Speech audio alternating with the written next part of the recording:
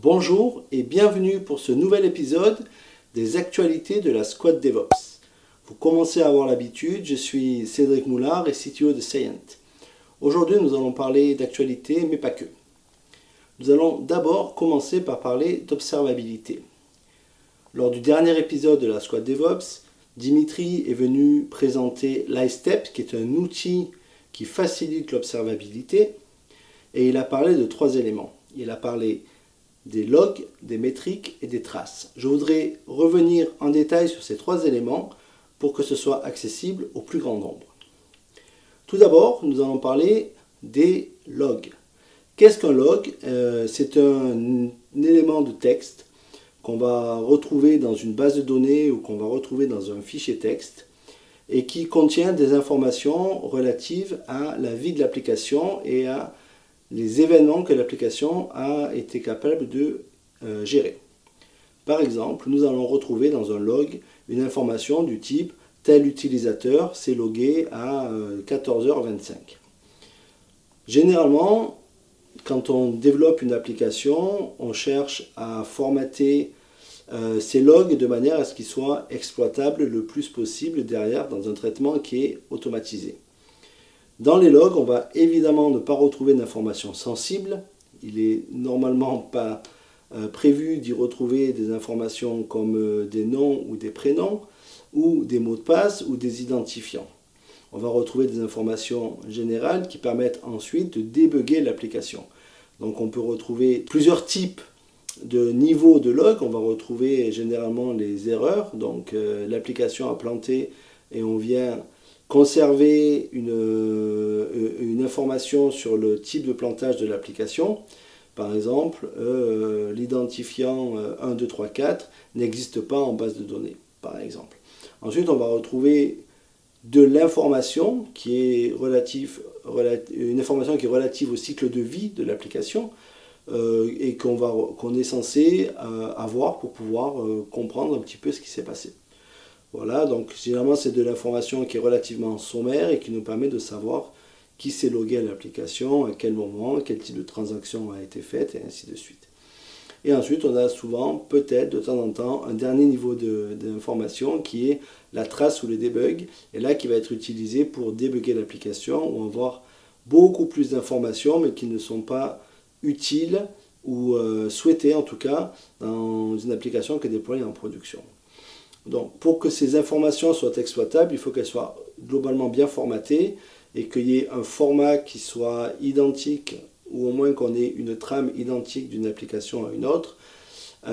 Et ensuite, on peut exploiter ces informations dans une base de données de type Elasticsearch, par exemple, ou dans des systèmes qui sont prévus pour pouvoir centraliser les logs de l'ensemble des applications. Donc ça, c'est le premier élément qu'on trouve, donc c'est le log. Donc je répète, c'est du texte simple, bête et méchant.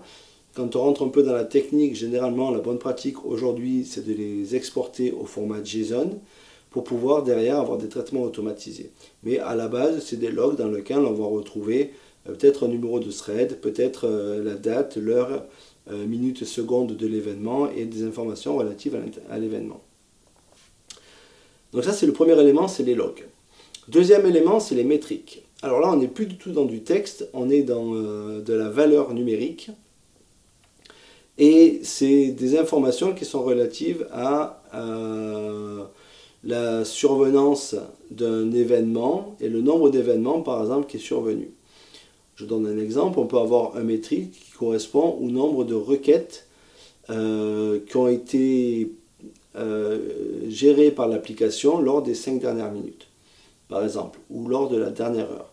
Dans ce cas-là, on va exporter une information qui va contenir un label, qui est le label de la requête, et la valeur, le label de la métrique, et la valeur de la métrique.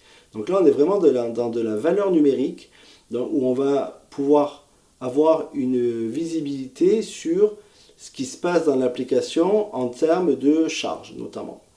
Donc on va avoir le nombre de requêtes par seconde, on va avoir, je ne sais pas, pourquoi pas le nombre d'accès à la base de données. On peut aussi avoir des temps de réponse, donc on va avoir peut-être un temps de réponse moyen à une requête, à un type de requête, et ainsi de suite. Donc ça, c'est vraiment le deuxième élément, c'est la métrique. Donc, on a le log qui contient des événements et des informations textuelles relatives à ces événements-là.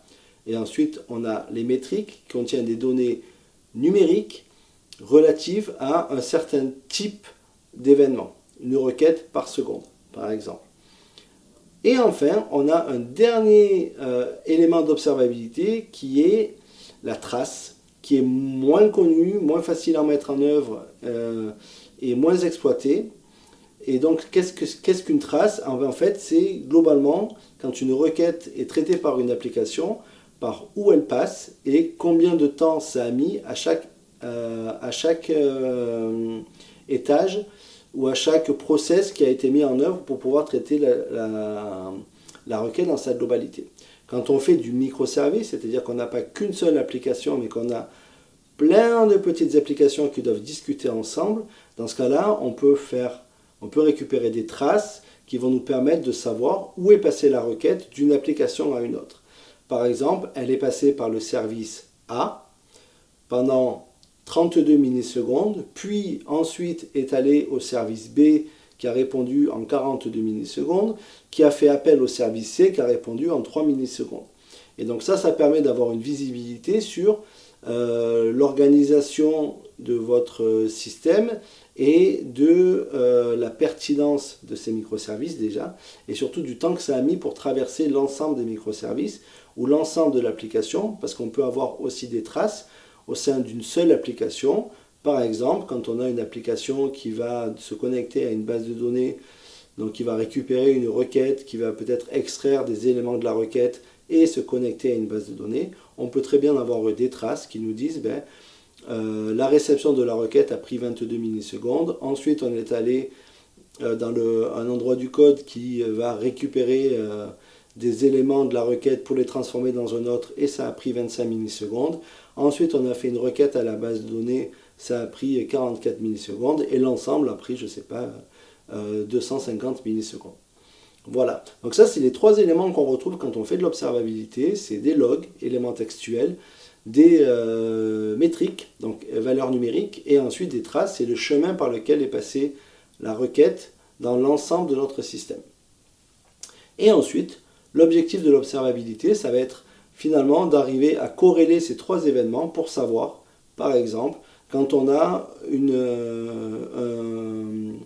augmentation significative du nombre de requêtes, je ne sais pas, un pic de charge qui est lié à, je sais pas, si on fait de l'e-commerce, ça peut être la fête des mères, ça peut être Noël ou ça peut être une promotion, donc on va avoir une augmentation du nombre de requêtes, ça on va pouvoir le voir à l'aide des métriques, et peut-être qu'on va avoir en corrélation avec cette augmentation du nombre de requêtes, une augmentation ou une dégradation des performances, c'est-à-dire que le système va répondre moins vite que d'habitude, ce qui n'est pas habituel même à ce niveau de charge.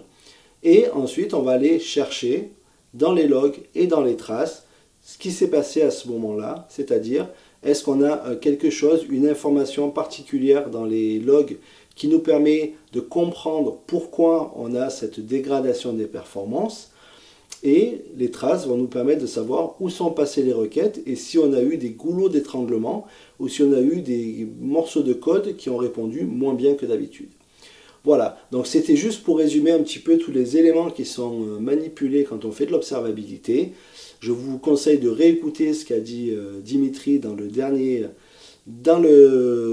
épisode de la Squad DevOps parce qu'il explique bien ensuite comment est-ce qu'on peut interpréter et exploiter ces trois éléments-là quand ils ont été correctement corrélés.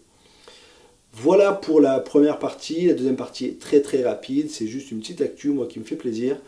J'ai vu que Gitpod avait intégré de manière officielle IntelliJ IDE, donc l'IDE de JetBrains.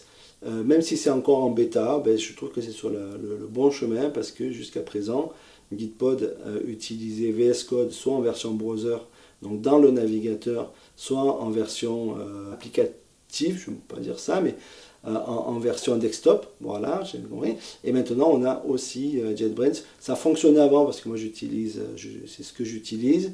Ça fonctionnait avant, mais c'était plutôt une bidouille, c'était plutôt pas très officiel. Donc maintenant c'est officiel et c'est cool. Et pour ceux qui ne connaissent pas Gitpod, je vous conseille fortement d'aller regarder ce que c'est. Globalement, c'est de l'IDE as a service. Donc c'est de l'IDE, donc un outil de codage pour les néophytes dans le navigateur, voilà, ou en remote. C'est-à-dire qu'on ne va pas utiliser les ressources du poste, mais on va utiliser les ressources d'un serveur distant pour pouvoir coder et faire tourner et tester son code. Et ça c'est magique, mais on en reparlera certainement dans un nouvel épisode. Je vous souhaite une bonne journée, je vous dis à très bientôt, passez une bonne journée et codez bien.